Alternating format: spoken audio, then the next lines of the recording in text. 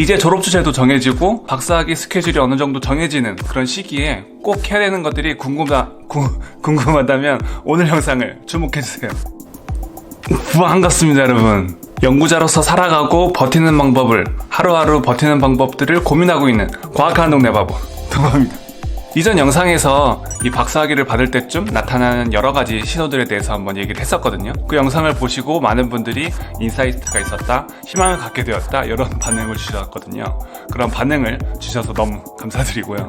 그래서 오늘은 이런 신호들이 나타난다면 그 다음에는 무엇을 준비해야 되는지 그거를 한번 얘기를 해보려고 해요. 사실 졸업하기 전과 후를 비교해보면 하는 일은 그렇게 차이가 없거든요. 맨날 실험하고 논문 쓰고 과제 쓰고 뭐 발표하고 이것에서 크게 다르지 않은데, 근데 아무래도 이 여러 가지 환경적인 부분이랄지 건강이랄지 내 나이랄지 이런 부분들이 많이 바뀌었기 때문에 이 졸업하기 전과는 약간 다르게 접근해야 되는 부분이 있더라고요. 뭐 이런 것들을 위해서, 그리고 앞으로 연구자로서 살아가기 위해서 필요한 것들, 정해야 될 것들, 알아야 될 것들, 해놔야 될 것들, 이런 것들을 한번 얘기해 보려고 해요. 제가 생각하기에 최소한 꼭 이것만은 알고 졸업을 준비를 하고 포닥을 준비해야 되는 그런 부분들을 이야기하려고 하니까, 박사 졸업을 앞두고 있거나 포닥을 준비하는 분들이라면 오늘 영상을 끝까지 봐주시면 좋을 것 같고, 아직 구독하지 않으신 분들이 있다면 구독, 좋아요 부탁드릴게요.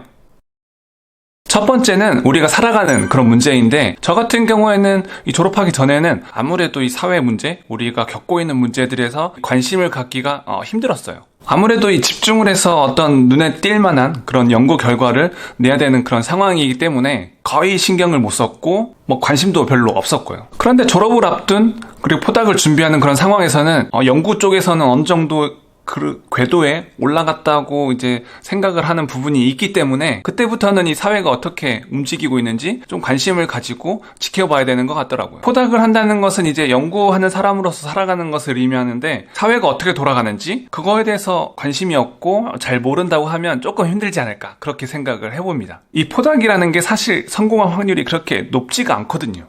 옛날처럼 누구나 외국에서 포닥을 하고 한국에 들어가면 좋은 직장을 갖게 되는 그런 시대는 아니니까요. 코로나 이후로 해서 그 불확실성이 그 전보다 더 높아진 그런 상황이고요. 그래서 제 생각에는 이 연구를 재밌게 하면서 살아가는 것도 중요하지만, 그것뿐만 아니라 이 사회가 어떻게 돌아가는지 관심을 가지고 지켜보면서 어느 정도 참여하는 것도 필요하다고 생각을 해요. 이 시대가 어떻게 변화하고 이 자본은 어떻게 움직이고 있고, 지금 내 나이 사람들은 무엇을 준비를 하고 있으며 어디에 관심을 가지고 있는지 알고 있어야 된다는 거죠. 특히 요새는 이 상대적 박탈감이라는 것이 있기 때문에 이것을 느끼지 않기 위해서라도 내가 지금 하고 있는 연구에 지장을 주지 않는 선에서 이 사람들의 움직임, 세상의 움직임을 살펴보고 준비하는 게 필요하다는 거죠.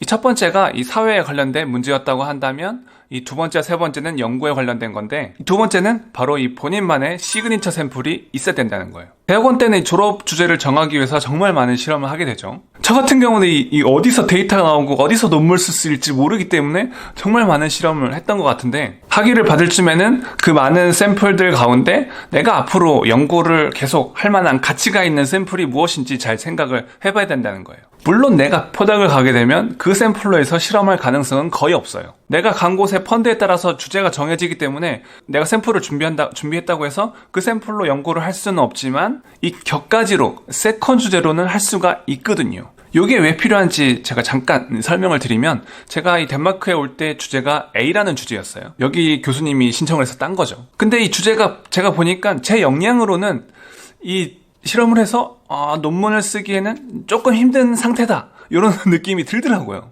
교수님도 처음에 과제를 시작할 때 이 과제는 이 정도 성능만 딱 보여주고 그 성능이 된 것만 확인된 다음에 보고서 쓰면 돼, 이런 식으로 이제 처음에 가이드라인을 줬거든요.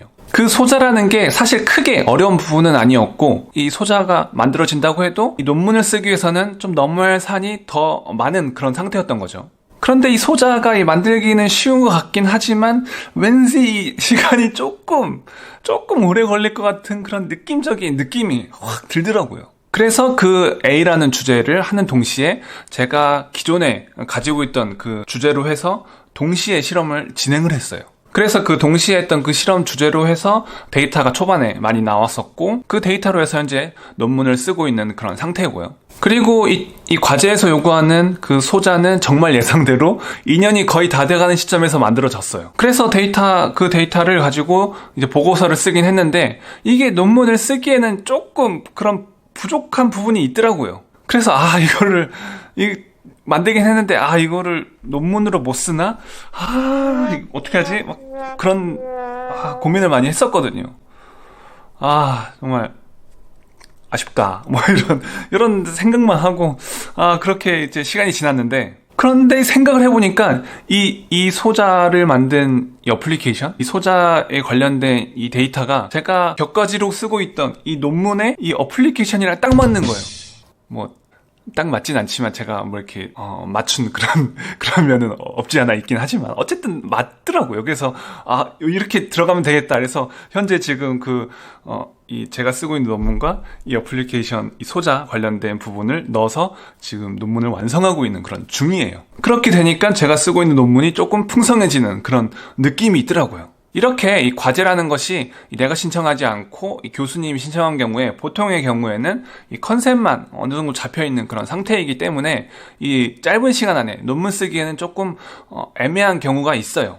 이럴 때 제가 가지고 있던 기술, 저의 시그니처 샘플을 사용을 해서 적용을 시키면 아무래도 다양한 길, 조금 좋은 연구 결과로 이어질 확률이 높아지더라고요. 그리고 이게 또 왜 필요하냐면 이 코너에 몰렸을 때, 정말 급할 때, 예를 들면 작년에 그 코로나 상황에서 제한적으로 실험실에 갈 수밖에 없는 그런 상황에서 아예 못 가는 상황도 많고, 그런 상황에서 정말 유용해요. 저는 이제 실험 스타일이 정말 많은 실험을 쭉 해본 다음에 그 중에서 가장 좋은 실험으로 해서 논문 쓰는 그런 성향을 가지고 있는데, 그래서 이 논문을 쓰는데 시간이 너무 오래 걸리거든요. 그런데 작년 같은 그런 상황에서는 실험을 뭐 거의 못하는 상황, 할 수 있더라도 잠깐 할 수 있는 그런 상황이니까 이게 한 번에 끝낼 수 있는 실험이 꼭 필요한 거예요. 여러 번은 할 수가 없어. 한 번에 딱 끝내야 돼. 언제 또 락다운이 걸려서 실험실 나오지 말라고 할 수가 있으니까.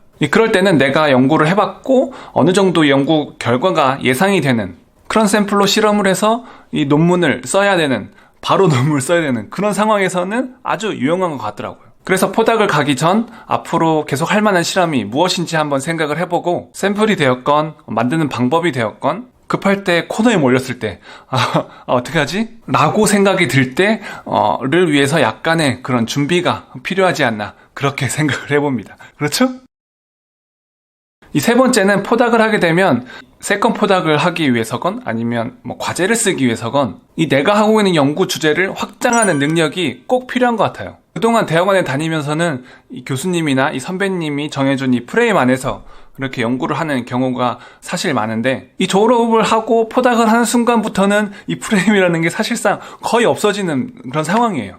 이 프레임이 있을 때 그 일종의 안락함이랄지 안전함이랄지 이런 것들이 이제 사라지고 내가 스스로 뭔가를 정해서 해야만 하는 그런 상황이 된다는 거죠. 그렇기 때문에 내가 지금 하고 있는 연구를 확장하고 발전시키는 그런 능력이 꼭 필요한 것 같아요. 그러니까 대학원에서는 온실 안에서 이 나무 한 그루를 키우고 그 나무 한 그루에 그 열매 하나를 얻는데 포커스를 했다고 한다면, 이 포닥을 하게 되면 온실이 아닌 야생에서 이 나무 저 나무 막 키우면서 시장에 팔릴 만한 그런 열매들을 생산하는 그런 개념인 거예요. 그런데 여기서 중요한 거는 이 나무 저 나무 막 키우긴 하지만 그 나무들 사이에 어느 정도의 연관성이 있어야 된다는 거예요. 이게 왜 중요하냐면 나중에 면접을 본다거나 내 연구에 대해서 발표를 할 때 이 연구와 저 연구 사이에 어느 정도의 연관성이 있어야 발표를 할 수가 있거든요. 이 연관성이라는 게 없으면 나 이 연구했어요, 저 연구했어요, 일을 많이 했어요, 이런 것들만 보여줄 수가 있다고 한다면, 이 연관성이라는 게 있으면 그 많은 연구가 어느 정도 의미가 있는 연구라고 받아들일 수가 있는 거죠. 그 연관성은 이 발표의 흐름, 스토리랑도 관련이 있고 말이죠. 그래서 포닥을 하기 전에 대학원에 있을 때 한 번쯤은 이 교수님이나 선배들의 그 도움 없이 내가 실험 주제를 정해서 실험을 디자인하고 데이터를 뽑고 그 데이터로 논문을 쓰는 그런 일련의 그 프로세스를 한번 해보는 게 무엇보다 중요하지 않나, 그렇게 생각을 해봅니다.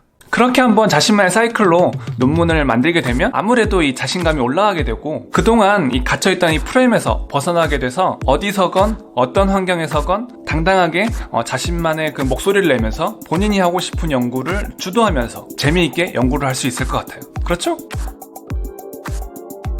오늘은 이 포달과 하기 전, 그러니까 이 졸업할 때쯤 적어도 이것만은 꼭 준비해야 된다, 요걸 한번 이야기해왔는데요. 도움이 좀 되셨나요? 사실 이런 것들은 이미 알고 계신 분들도 있지만 모르면 이 준비하기가 좀 힘든 부분이 있거든요. 그래서 오늘 영상을 보신 분들은 이 중에서 내가 필요한 게 무엇인지 한번 체크를 해보시면 좋을 것 같고, 도움이 되셨다면 좋아요 눌러주시고, 이와 관련해서 궁금한 게 있거나 이 박사님들만의 그런 노하우들이 있으면 밑에 댓글로 알려주시면 정말 감사하겠습니다. 앞으로 이 영상이 기대되시다면 구독 꾹 눌러주시고, 그러면 저는 연구자로서 살아가는 그날까지 열정 다음에 더 좋은 영상으로 만나요. 동바.